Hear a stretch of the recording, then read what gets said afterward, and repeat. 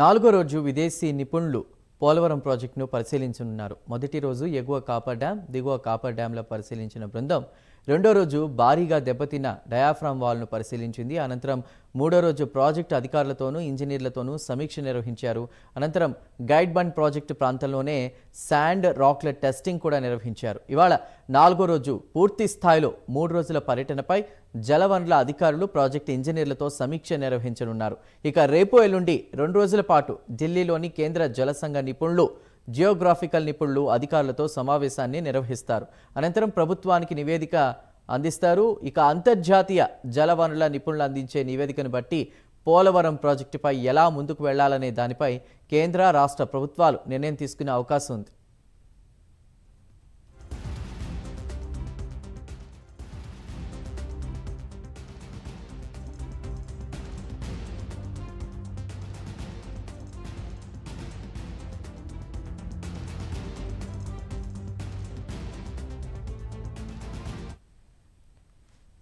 నాలుగో రోజు విదేశీ నిపుణుల బృందం పోలవరం ప్రాజెక్టును పరిశీలించారు. మొదటి రోజు ఎగువ కాపర్ డ్యాం, దిగువ కాపర్ డ్యాంలు పరిశీలించిన బృందం రెండో రోజు భారీగా దెబ్బతిన్న డయాఫ్రామ్ వాల్ను పరిశీలించింది. అనంతరం మూడో రోజు ప్రాజెక్టు అధికారులతోనూ ఇంజనీర్లతో సమీక్ష నిర్వహించారు.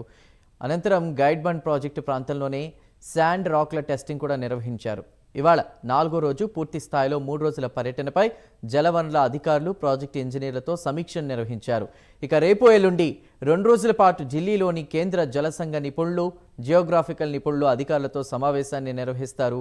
అనంతరం ప్రభుత్వానికి పూర్తి నివేదికను కూడా అందించనున్నట్టు తెలుస్తోంది. అంతర్జాతీయ జలవనరుల నిపుణులు అందించే నివేదికను బట్టే పోలవరం ప్రాజెక్టుపై ఎలా ముందుకు వెళ్లాలనే దానిపై కేంద్ర, రాష్ట్ర ప్రభుత్వాలు నిర్ణయం తీసుకునే అవకాశం ఉంది.